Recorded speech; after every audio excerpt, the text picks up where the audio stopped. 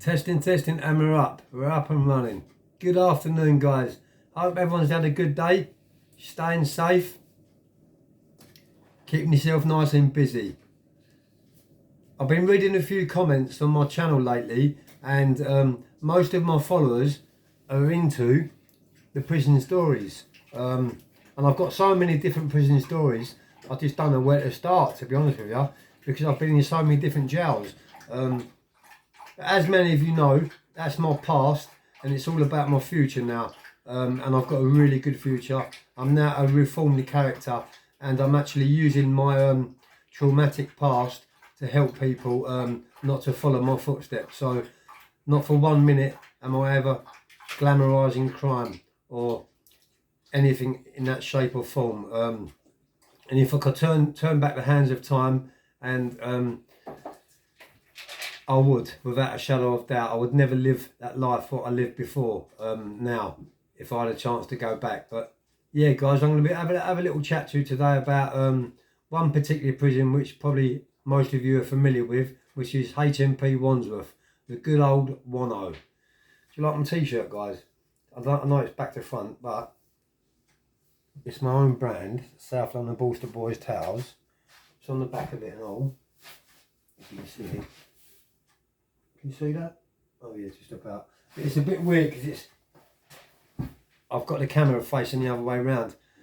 But yeah, I'm getting a few of these t-shirts printed up for this summer, guys. So if any of you guys want any of my merchandise, or merch, whatever they call it, and drop me a PM and we get you all sized up and get one sent over to you.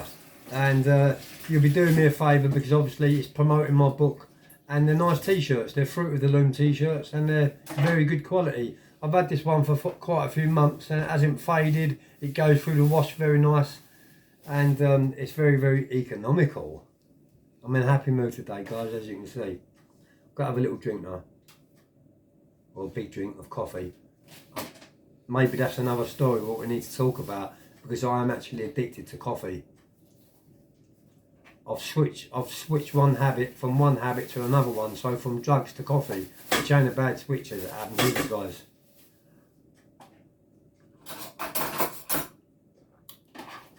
Anyway, oh, that sounded like Mickey Mouse. Don't know where that tone come from. But yeah, as I was saying, guys, this video is going to be about Wandsworth. The reason why I don't get straight to the story, and I do beat around the houses a little bit, is because I don't like putting little 2-minute videos up and then ending the video, because I watch YouTube myself, and there's nothing worse than hearing someone's story and they just cut it dead at the end, and that you don't know the outcome of it, and it's too short. So this is why I try to stretch my videos out a little bit. But yeah, I am going to be bringing guests onto my channel soon, guys. I know I keep talking about it, but yeah, I'm just waiting for the right one to come along. I've got a few what have messaged me. Good possibilities what want to come onto my channel and share their stories. So we've got that coming up, guys, and most of you know already, I'm doing my second book. And I've got quite a few other projects going on in the background. So I'm not just like on YouTube and on the social media all the time. I've actually got a life behind it, and I've got a few different projects what I'm getting on with. And when I get time to put videos out, this is when I put my videos out, when I get the spare time, which ain't very often lately. But I'm sorry if I haven't uploaded much lately, guys, but I'll try my eyes to keep uploading, because I know that my followers love hearing my stories, and I'm told I'm pretty inspiring and things like that. So cheers for that, guys, and keep them positive comments coming in, man. But yeah, Hmp Wano, what an absolute carsy. Back in the day, we didn't have no sorry guys, my phone just rung. Back in the day, we didn't have no electricity in the early 90s, and we didn't have no association or nothing like that. And you went for reception, 9 times out of 10 the screw would have known you, because it's obviously like it was my local jail. So every time I went in there, I knew a screw, and screws get posted to different jails, and they actually get new houses in the new jobs. So they move all around the country. So yeah, I was quite well known in this system. But yeah, every time I went through Wandsworth, it was the same old screws down reception. It's like home from home. Like there's even calling me by my first name, Joe, and things like that. But yeah, I mean, I was in Wandsworth in the early 90s, doing 12 years, and I was just passing through on cumulative visits. So for those that don't know what cumulative visits are, that means if you're long term are serving above 9 years or 10 years, and you don't get visits in the jail what you're in, you can save up your VOs every fortnight, and you've got to get 10 or 12 VOs, and then you collect all your VOs up, and then you put an application in to see the governor, and you produce all your VOs to the governor, and explain to the governor you can't get visits there because it's too far. Maybe you've got elderly people, or not in the best of health, and they just can't get that far away because a lot of long-term jails are miles and miles away from home. I mean, I was all around the country, Manchester, Birmingham, I even went up to Scotland, Barlinia and that back in the day, Yeah, but I don't know whether they send you up to these places on purpose so that you don't get visits and it winds you up, gives you the and you retaliate, or it's just a case of like, well, he's sentenced now, we don't want him in a local remand centre, let's just throw him up to them like long termers and forget about him until he comes back down and he's got a week left on his sentence to serve, and then you can put him for a local release. But yeah, that's the cumulative visits. That's how you get your cumulative visits, guys. You save it up, save all your visits up, go in front of the governor, explain your case to the governor, and the governor, 9 times out of 10, it won't be there and then, and it might be 3 months up the road. It could be 6 months. I've waited a good 6 months before, but I got it in the end, and they sent me to Wandsworth prison, and the prison what they sent me to then was Whitemoor, which was in Cambridge, just outside London. So it was in the winter and all, so I didn't really want to put my people through it. Although my people did come out and visit me a few times while I was in Whitemoor, but it made me feel guilty every time I sent them a VO because I knew that I'd be dragging them through the trenches, and it's a struggle to get up there.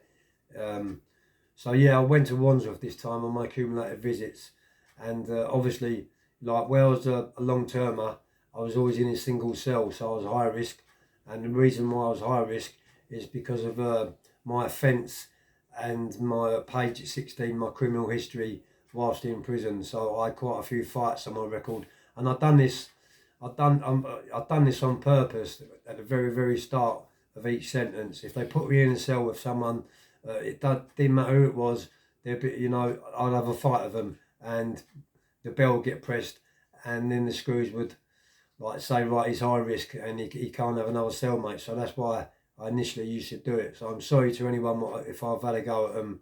I know one of my followers is on my channel, and I'm sure he's watching this video now. And they asked him to stand on a door outside while I was in Wandsworth.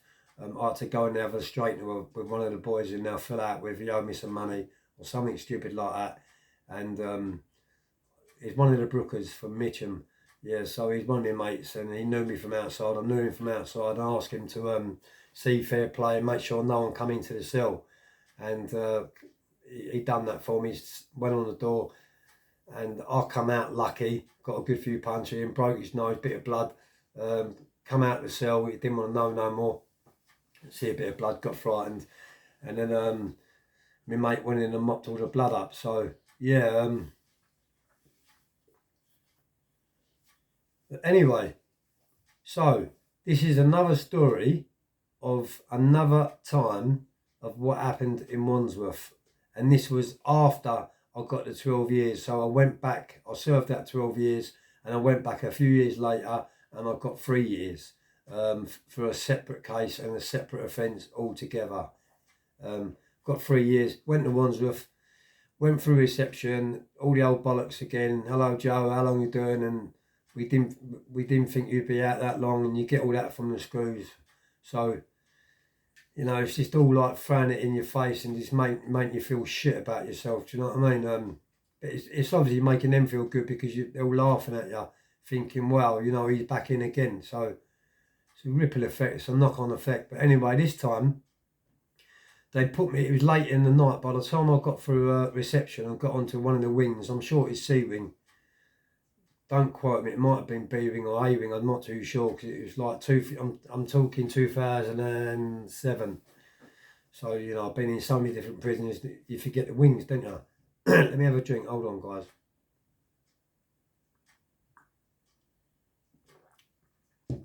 So now I decided this time, because it was only a 3-year sentence, that I weren't going to really play up that bad, and I weren't going to start trouble, and I'll just get on with my sentence and get out, get my head down and get out, and just wind my neck in, because it was only 3 years, and I knew I only had 18 months to do. So it's on the long sentences, you can play up, you can get nicked, you can have fun, you can do what you want, because 9 times out of 10 you get your remission back after a few years anyway. But on the short sentences, if you lose remission on the short sentences, that 3 years, if you do every day of 3 years, that's equivalent to a 6-year sentence. So, and I knew I could be out in 18 months, so I knuckled down, went into a double cell, obviously on the bottom bunk, had all my toiletries, had all my bits in there. And this is not no word of a lie. It must have been 3 o'clock in the morning, so Wednesday, early hours in the morning, and the cell door went. Well, I heard the jangling of the keys. I heard the screws, the night screws coming onto the wing, because you can hear the jangling of the keys, and you can hear a pin drop of a night time, early hours in the morning in prison. Everyone's asleep. But yeah, my door cracked open, and they pushed some inmate into my cell. So I was a bit shocked, because I've never seen anyone getting put into a cell at 3 o'clock in the morning, but with me, anything's possible. So yeah, they put this guy into the cell, and I got off my bed, turned the light on, sorry, introduced myself, and it quickly became apparent to me that this guy was in a really, really bad way.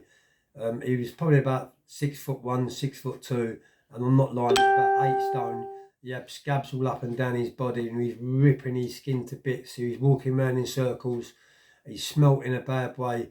So basically, the screws had put this skeezer in my cell for me to retaliate. And I certainly wasn't going to do this, because I've never, ever been a bully, and I'd never attack or hit anyone what can't hold their hands up, and I don't think I was going to have a fight back with me.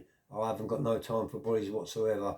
So this guy, you know, I sat him down in the chair, and I had a little chat with him, and I got a story out of him. And this guy lived in Camden, and he was homeless, so he was living in the bin sheds. Yeah, in the bin sheds, you know, like on a set of flats, you get bin sheds right down the bottom.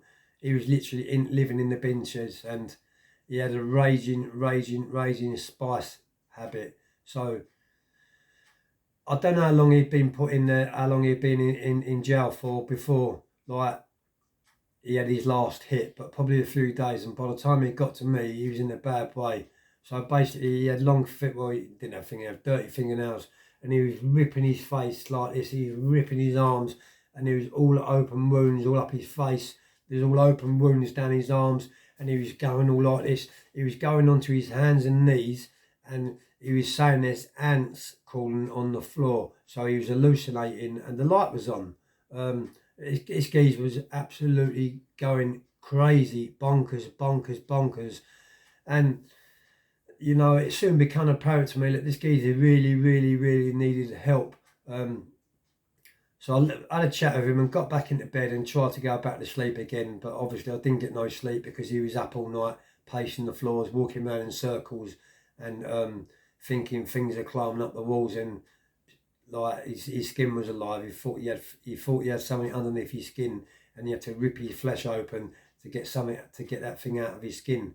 So there was blood everywhere. It was like a horror scene. It was really horrible. And I went on to explain to him, and I said, look, listen, in the morning, when we go down for medication, come down and go and see the doctor at the hatch and explain to him what's going on.